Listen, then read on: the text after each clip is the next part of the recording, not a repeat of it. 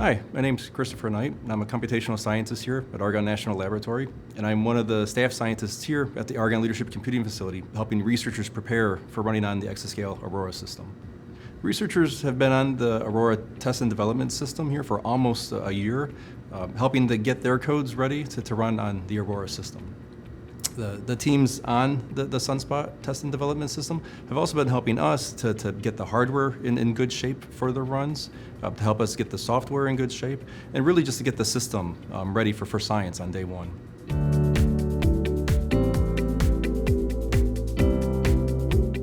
Since the early days of planning the Aurora exascale system, the focus really has been on enabling traditional simulation, but also machine learning workflows and data-intensive workflows.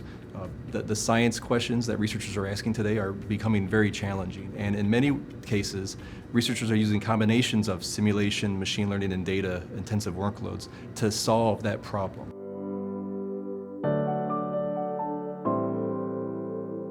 One of the impressive things about the exascale computers is just the science that they're going to enable.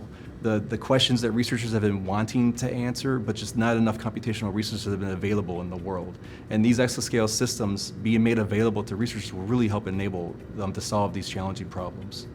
While on smaller scale resources, researchers might be able to understand the turbulent airflow around an individual plane engine or an individual plane wing, the exascale systems will enable them to model airflow around the entire plane. By better designing the wings and the tail fins of the planes, they can help to reduce the energy consumption, the fuel consumption, which then reduces the overall cost of having these planes in flight. Exascale computers will help us in solving the sustainable energy challenges that we're currently facing, and fusion energy is one great example of that. Researchers are trying to better understand what occurs inside of these fusion devices. There are uncontrolled processes that cause disruptions, and if researchers can identify how to minimize those or potentially eliminate them, then that would lead to longer lasting fusion devices and then clean energy for everybody. And that's a great example of how it's difficult to go inside of a fusion reactor while it's running and to see what's happening. But supercomputers, it enables researchers to do those simulations. And researchers are today now combining advanced machine learning methods with large-scale simulations on the exascale machines to better understand how to minimize these disruptions that are plaguing fusion reactor devices. One great example is the hurricane season, where we're all glued to the TV watching where hurricanes may potentially fall onto land, and that concerns many of us. We may have family or friends living in those areas. And when we watch those weather maps, we might see multiple trajectories for the hurricanes.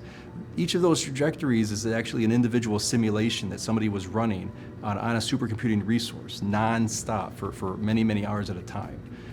And the fact that we have to draw so many of those lines, we have to run so many of those simulations, is one example of how exascale computing can help us to develop more accurate models and be able to run those simulations faster. So that we can then better predict where hurricanes might fall on land well out in advance. So as powerful as the Aurora exascale system is, equally powerful are the people supporting the machine. The teams of computational scientists, data scientists, performance engineers, operations staff, really all of the teams within the Argonne Leadership Computing Facility, in addition to teams at Intel and HPE, all of us working together with researchers from around the world to help enable science on day one. Once Aurora goes into production, the machine will be available to all researchers, whether academic or industrial, to help them solve the challenging problems that they're trying to tackle.